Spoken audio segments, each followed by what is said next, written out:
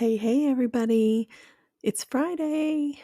I hope everybody's had a great week and I hope that you're all having a great weekend planned. Today, I don't I don't know how well you guys are going to like today's conversation, but it's something that needs to be talked about. So I think we're just going to dive into it. I saw something on TikTok the other day and I wish I had saved it. I wish I remembered who it was so that I could give them credit because this is not mine. It was on TikTok. If you have seen it or you know what I'm talking about, and you know who posted it, please let me know so that I can give them credit. But there was a video that was talking about betrayal trauma, and it was talking about how you can kind of explain to somebody what betrayal trauma feels like to someone who has never experienced that or who has never gone through that. Um, I'm going to kind of tell you the story of how they explained it, because it might, if you've not experienced betrayal trauma and you don't know what that is, or maybe you have and you don't realize you have, or maybe you have and you just don't know how to explain that to other people when you're trying to talk to them. Maybe this will help you. Now, betrayal trauma can be done. You can experience that in any type of relationship. So it doesn't have to just be like a romantic partner, but it could be like your parents, another childhood caregiver. It could be a family member. It could be a best friend. So it doesn't have to just specifically be a romantic partner, which is probably what we tend to think of when we think about this kind of stuff. Um, but betrayal trauma is a very real thing. It is something that when you experience, you have to allow yourself to feel it. You have to kind of go through the motions of healing. Um, but it's a real thing, and it's really painful. So let me just start by explaining the story that where they explained how you can describe what betrayal trauma feels like. So imagine we're just going to use romantic partner as an example. So imagine that you have this romantic partner. This is somebody that you love with your entire being, with your whole heart. Somebody that you trust, somebody that you keep putting that trust into. You trust with your life. You trust you're going to have a future together. The emotions that you have towards this person is very difficult to put into words because of the love that you feel for them. And say you and this romantic partner have decided to go skydiving. Okay, sounds like fun, right? No, not really. I'd never do it, but let's pretend you are. So you're going skydiving, and you're both up in this airplane, and it's almost time for you to jump. So you move towards the door. As you move towards the door, you're looking over at your partner, and you're smiling at them, and they're smiling at you. And this is a very memorable day that you're having together. It's a very memorable moment. You're sharing this together. And just before you jump out of the plane, your partner, while looking at you, smiling, unbuckles your chute, takes it off of you, and kicks you out the door. And then you begin to fall with no parachute. As you're falling, you kind of are all over the place, but you kind of roll over towards your back to where you're looking up at the plane, and it's getting further and further away from you as you're falling towards the ground. And as you're falling, you look up and you see your partner standing in the doorway of the plane, and they begin to jump. And as they're jumping out of the plane, they still have their chute on, and not only do they have their chute, but they're actually jumping out of the plane tandem with somebody. So somebody's strapped to them, and they're both jumping out of the plane. And as they jump out of the plane, they're watching you and they're laughing as you're falling. They're smiling and laughing, and you are feeling all the feelings. You're feeling everything as you're falling. You have time to think about things. You have time to, you know, to figure out what's going on, what just happened, and you're just thinking about everything as you're falling. And you're falling towards the ground, and they jumped out in their parachutes open, and they get further away from you as they're saved by their chute. You continue to fall, and then you hit the ground. But you do not die. You just break every bone in your body. Every bone is shattered. It hurts to breathe. It hurts to try to move, and you may not even feel like you can move. Everything is confusing. You kind of don't know what happened, but you kind of do know what happened. You don't know if it's reality, if it's just a horrible nightmare. You want to scream and cry, but you don't know if you don't even know if you already are. Are you? Are you not? You don't know what that feeling is. It hurts to try to draw in any air. And as you're laying there on the ground, you start to see your partner land with their tandem partner, and they're landing with their chute. And as they land, they look over at you and they're smiling and they're laughing. And they just pick up their chute and unbuckle themselves from it. And as you're laying there, they're just walking right by you and they're laughing while you're laying there in pain. And then they just walk off into the distance. That's what betrayal trauma feels like. To be completely betrayed by somebody that you loved, somebody that you trusted, somebody that you saw yourself spending your life with. You've just been completely betrayed. And you're just kind of existing. I know that may sound a little dramatic, but when I heard that story, I thought, this is really a good way to put it. When your rug is pulled out from under you, everything changes in a split second. You can't breathe. You don't know what's going on. You wake up every morning wondering if it was a nightmare or if it really happened. It's very painful. This type of trauma can really impact you. It impacts your emotional health. It impacts the relationship that you have with other people, whether existing or future relationships. It can really impact your self-esteem. To not understand why somebody would betray you in that way, you automatically start questioning what's wrong with you. What's wrong with me? What did I not have? What did I do wrong? What was not good enough? How could I have been better? You start questioning yourself and everything that you have done and what you could have done better and what you could have done different. And I found myself doing that as well. Anytime that I've experienced betrayal trauma, I found myself wondering why I wasn't good enough, what it was that I was doing wrong, what I could have done better, what I could have changed. If I had done this differently, would this have been any different? I am in the process of healing from betrayal trauma. But one thing that I do feel confident in is that it was not my fault.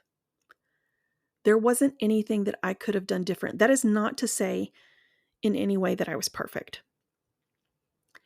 But when I look back at my actions and I look back at the things that I did and the things that I went through and what I believed and what I thought, they were all sort of a reaction to the way that I was being treated, what I was going through.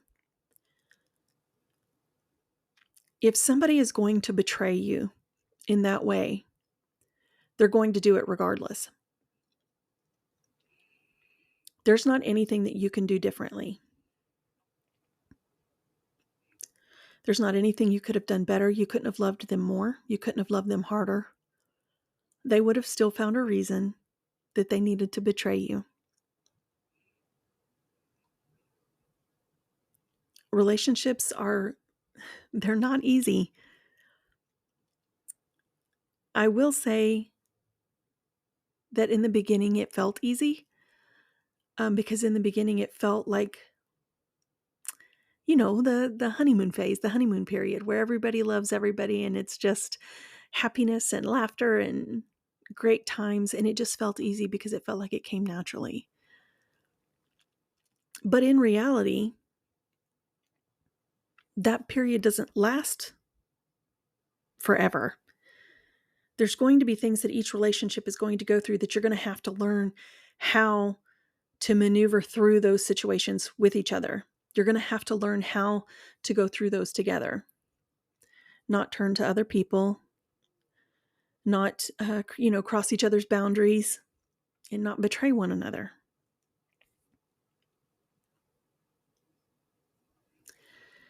Betrayal is probably one of the most hurtful things that we can experience. And it doesn't matter if you're a child, it doesn't matter if you're an adult, it hurts. Betrayal is not easy to get over because you're always going to have that in the back of your mind. Is this person going to betray me too? You know, you replay these situations over. I remember being told, I'm not your ex's. Well, no, you're right, you're not. But you're starting to exhibit some of the same signs that they did, you know? And so they'll tell you, I'm not your exes. I'm not this person. I'm not that person. I would never hurt you. I would never do that to you. I would never cross your boundaries. But you're always going to question it because that's what they all say. Nobody comes into a relationship and says, I'm going to eventually cheat on you one day. I just want you to know. Like, nobody says that. Nobody comes into a relationship and says, I'm going to ruin this one day. I'm going to pull the rug out from under you, and we're going to end up getting divorced, and I'm going to do the best that I can to leave you with absolutely nothing after cheating on you. Who starts a marriage saying that? Nobody.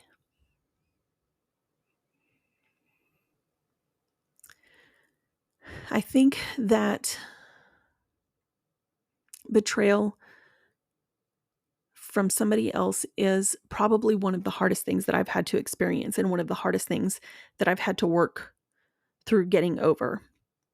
When I think about my past and everybody involved in my past and everything that I've worked through in therapy and all the things that come up and everything that I talk about, everything leads back to being betrayed by somebody that I loved and that I trusted with everything that I had.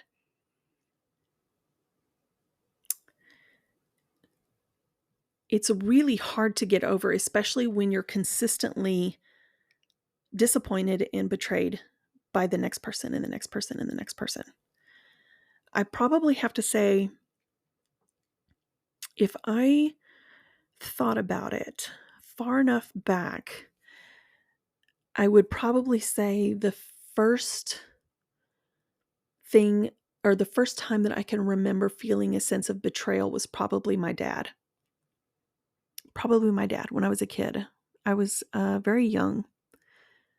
And without getting too much into detail in that story, I found out that my dad wasn't my biological dad. And when he found that out, he just decided, well, even though I've had visitation with her for 10 years, I don't need to have visitation or anything anymore and stuff like that, as long as I don't have to pay child support, because she's not biologically mine. And so when you think about something like that, this is one of the key people in your life. This is one of the first solid foundations that you are learning about healthy relationships from, and you're betrayed. You're betrayed by that person. Now it's another episode. It's a really long story, and I may even have an episode about that already recorded from a year ago when I was starting the podcast. If you really want to hear it, I may do another one day if I don't have that up anymore. I'm not sure. But it's a very long story of betrayal. Now, whether or not it was him, that was behind it, or his new wife, he was still an adult. He was still my dad. And he was the only person that I had known as my dad. I mean, my stepdad was great. Don't get me wrong. My brother's dad, he was awesome. And he had been in my life since I was 3. But this was my dad, this was my dad. And I was his only daughter. I was his only child, period. And so, when I had 10 years of visitation with this man, every other weekend, summers, I mean, this is a huge part of my life. He was setting the tone and the foundation for my trust of others going forward. And he betrayed that. So very young, I was already stricken with anxiety, depression. I had a lot of difficulty trusting other people, especially when it came to abandonment. People saying, I'm not going to leave you. I had a real issue with that. All stemming from that betrayal. So it's been really difficult to trust other people that come into my life that would say, I'm going to always be here. I'm not going to leave. I'm not going to do this. I'm not going to do that. We have this man who was influenced by somebody else to say, why don't you get a blood test done and see if that's really your daughter? Because if it's not, you don't have to pay child support anymore or see visitation. And how you could do that to a child that you've had a relationship with since the day she was born is beyond me. But that's a huge betrayal. And then as you get older, you enter relationships where you're probably looking to fill that gap. And so you end up choosing relationships that are probably not going to be ideal or healthy, which I've been really, really good about choosing those wrong relationships. And quite often in those relationships, I was betrayed due to infidelity, which on top of the betrayal that I've already experienced caused more anxiety, more depression, anger. Let's talk about suspicion or hypervigilance.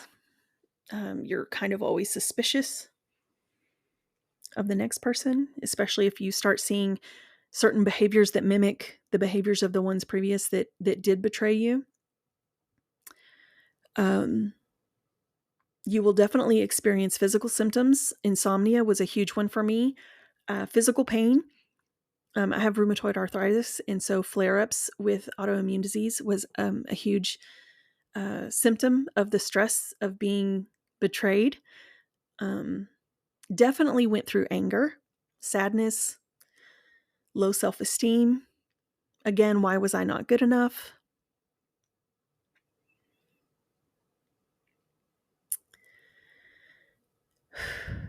Betrayal is hard. It's really hard when you put a lot of trust in somebody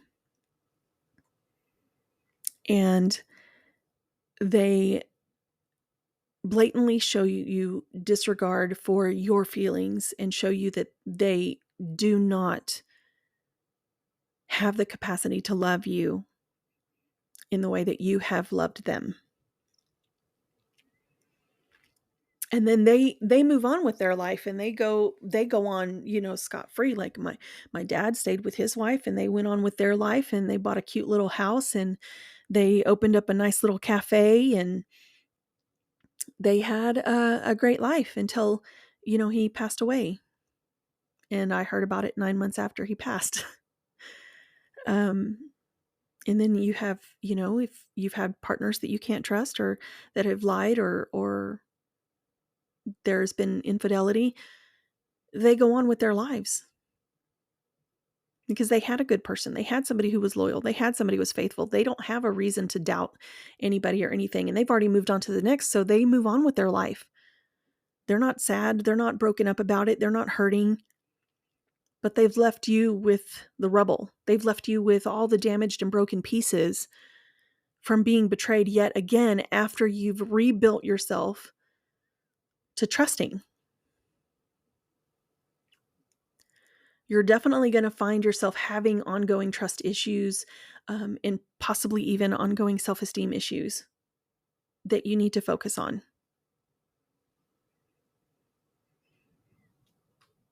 For me personally, once I've been betrayed, I know that even working on myself to get through that betrayal, I am never going to be able to trust that person again.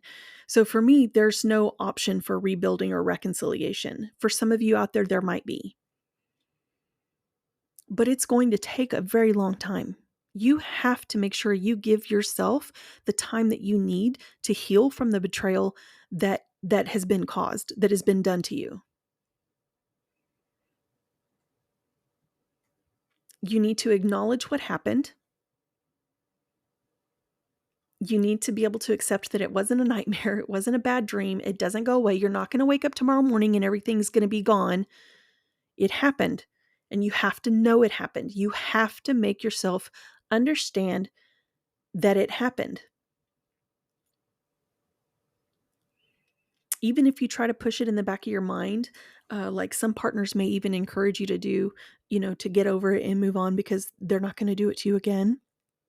You're going to wake up every couple of days probably replaying it over in your head. It doesn't just go away like that. Have you ever heard of the phrase lean in? You need to lean into it. Lean into the pain, lean into the trauma, lean into what happened and fully acknowledge what happened. Let yourself feel that. You need to go through the process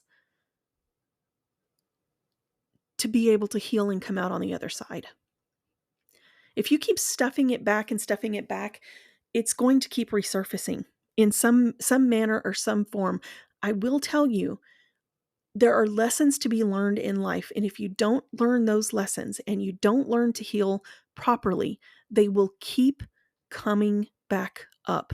It may be in a different form, it may be in a different person, but they will continue to resurface until you face what you need to face.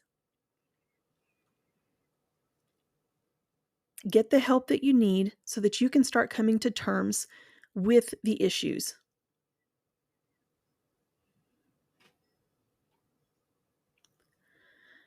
If a partner has betrayed you by cheating on you,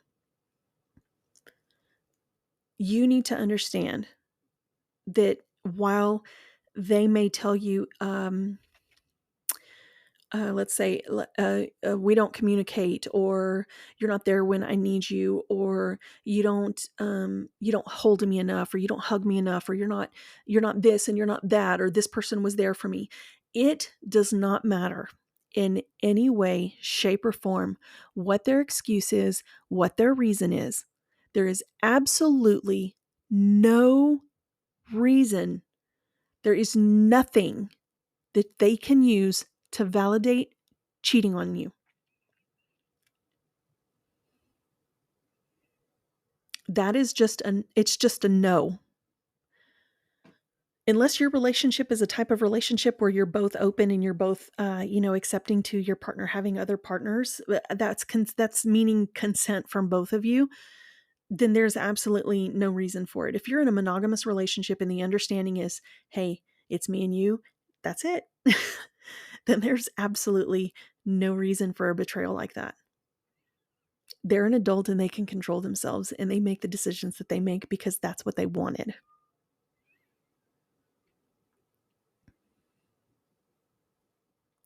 I know for me, I had a hard time kind of going through some of the emotions that I was going through because I didn't know how to let myself feel them. That was a very difficult thing for me to do because I have always been somebody to stuff things down, like push it aside. I'll get over it. I always get over it. I'll get through it. I get through everything. I can do this. I got this. And I would never allow myself to feel what I needed to feel. And you know what? I felt humiliated. Here I am, like I had when I came out and said, guys, this is what my partner has done and this is what's happened to me. All of my friends came at me like, what the fuck? Because I was constantly talking about how much I loved my partner. I was never telling anybody anything negative. I was never telling anybody anything that was going on. I wasn't telling anybody anything I was experiencing, nothing that I was living through, what I was having to deal with. I kept everything to myself. And so when it came out, I was so humiliated because I felt so dumb for talking somebody up for so long and for professing my love for somebody that could betray me in that way. I felt ashamed. Definitely went through a stage of anger. Like, they can say what they wanna say and they can feel what they wanna feel, obviously, just like I can, but knowing and thinking about all of the love that I gave this person and all of the times I tried to communicate, all of the times I just wanted to communicate and couldn't get them to say anything back, and they just stared at a wall. I was furious how hard I had tried for so long, and instead of just ending it, they they cheat on me. I felt sick to my stomach, not knowing exactly how long it's been going on, but knowing it's been going on for a while.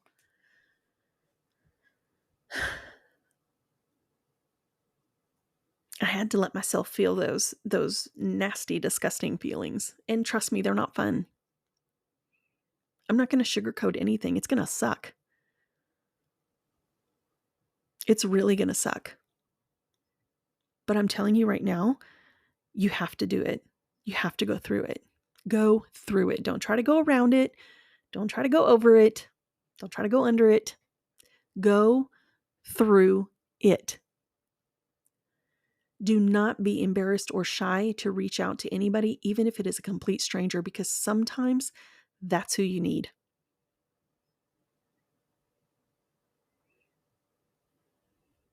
And I know that there's, for some reason, a lot of people still have this issue with therapy. Swallow your pride if you can, because if you find the right therapist, it becomes phenomenal healing.